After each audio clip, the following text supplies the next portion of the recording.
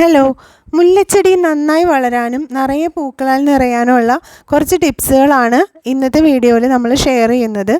മുല്ലച്ചെടിക്ക് ഏറ്റവും ആദ്യം വേണ്ടത് നല്ല വെയിലാണ്. ഒരു 5-6 മണിക്കൂറെങ്കിലും ഡയറക്റ്റ് സൂര്യപ്രകാശം കിട്ടുന്ന സ്ഥലത്ത് വേണം നമ്മൾ മുല്ല പ്ലാന്റ് നടാനായിട്ട്. ഇനി ചെടിച്ചട്ടിയിലോ ഗ്രോ ബാഗിലോ ഒക്കെ നടാനാണ് ഉദ്ദേശിക്കുന്നതെങ്കിൽ ചെടിച്ചട്ടിയിലെ വെള്ളം കെട്ടിക്കിടക്കാതെ നല്ല രീതിയിൽ പോകാനായിട്ടുള്ളൊരു ഹോളും ഇട്ട് കൊടുക്കണം. പിന്നെ നമ്മൾ ഇതിൽ ചേർക്കേണ്ട പോട്ടി മിക്സ് എന്താണെന്ന് വെച്ചാൽ സോയിലും മണലും കമ്പോസ്റ്റും പിന്നെ ചകിരിച്ചോറും ഇത്രയും മിക്സ് ചെയ്തിട്ട് നമുക്ക് മുല്ലയുടെ പോട്ടി മിക്സ് ഉണ്ടാക്കാം.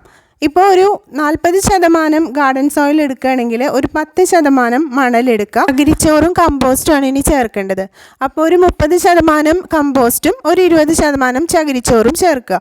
അങ്ങനെ ഇതെല്ലാം കൂടി നന്നായിട്ട് മിക്സ് ചെയ്തിട്ട് വേണം നമ്മൾ മുല്ലയുടെ പോട്ടി മിക്സ് തയ്യാറാക്കാൻ. മുല്ലച്ചെടിക്ക് ഒരുപാട് വെള്ളത്തിൻ്റെ ആവശ്യമില്ല.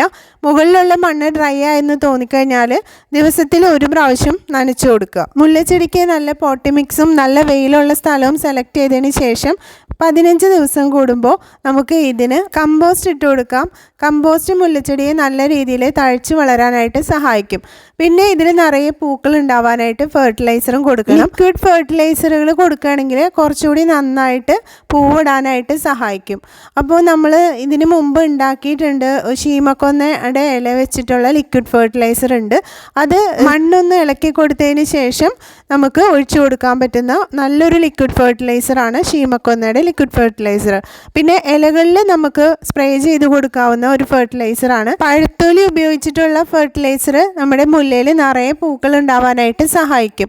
2 പഴത്തൊലി എടുക്കുക. 1 ലിറ്റർ വെള്ളത്തിൽ ചെറിയ കഷ്ണങ്ങളാക്കി പഴത്തൊലി മുറിച്ചിടുക. എന്നിട്ട് 2 ദിവസം കഴിയുമ്പോൾ ആ വെള്ളം ഒന്ന് അരിച്ചെടുത്തിട്ട് അതിൻ്റെ ഇലകളിലേക്കൊക്കെ ഒന്ന് സ്പ്രേ ചെയ്ത് കൊടുക്കുക. ഈ വെള്ളത്തിൽ കുറച്ചും കൂടി വെള്ളം ചേർത്ത് ഡൈലൂട്ട് ചെയ്ത് ഒഴിച്ചാലും നല്ലതാണ്. മുല്ലച്ചെടിക്ക് നമ്മൾ അവോയ്ഡ് ചെയ്യേണ്ട കാര്യം എന്ന് പറഞ്ഞാൽ ഫസ്റ്റ് തന്നെ നമ്മളിത് വെയിലില്ലാത്ത സ്ഥലത്ത് ഒരിക്കലും മുല്ലച്ചെടി വെക്കരുത്.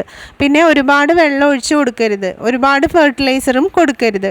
കറക്റ്റായിട്ട് നന്നായിട്ട് സൂര്യപ്രകാശം കിട്ടുന്ന സ്ഥലം സെലക്ട് ചെയ്യുക. മണ്ണ് ഉണങ്ങിയെന്ന് തോന്നുമ്പോൾ മാത്രം വെള്ളം നനച്ചു കൊടുക്കുക. അതുപോലെ ആവശ്യത്തിന് ഫെർട്ടിലൈസറുകളും കൊടുക്കുക. അപ്പോൾ ചെടി നന്നായിട്ട് പൂവിടാനായിട്ട് ചെടിയിൽ പ്രാണികളുടെ ശല്യമൊക്കെ വന്നു കഴിഞ്ഞാൽ ചെടിയുടെ ഇലകൾ കംപ്ലീറ്റ് അത് നശിപ്പിച്ച് കളയും.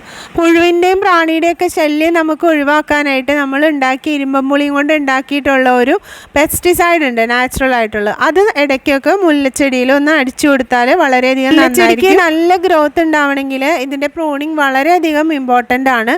അപ്പോൾ ഓരോ പ്രാവശ്യം പൂവുണ്ടായി കഴിയുമ്പോഴും ചെറിയതായിട്ടൊന്ന് കൊമ്പ് വെട്ടി കൊടുക്കുക. ഇനി കൊമ്പ് മൊത്തത്തിലൊക്കെ ഒന്ന് വെട്ടിക്കളയാനായിട്ട് ബുദ്ധിമുട്ടാണെന്നുണ്ടെങ്കിൽ ആ ചില്ലകൾ അവിടെ നിർത്തിയിട്ട് അതിൻ്റെ ഇലകൾ മാത്രം ഒന്ന് പറിച്ചു കളയുക. അങ്ങനെ എല്ലാ ഇലയും പറിച്ചു കളഞ്ഞതിന് ശേഷം കമ്പോസ്റ്റ് ഇട്ട് കൊടുത്ത് 2-3 ദിവസം കറക്റ്റായിട്ടൊന്ന് നനച്ചു കൊടുത്താൽ തളിരിലകളും നിറയെ മുട്ടുകളും വരും. ഞാൻ എൻ്റെ മുല്ലച്ചെടിയെ ഈ രീതിയിലാണ് കേട്ടോ കെയർ ചെയ്യാറ്. അപ്പോൾ നിങ്ങളും ഇതുപോലെയൊക്കെ ഒന്ന് ചെയ്ത് നോക്കൂ.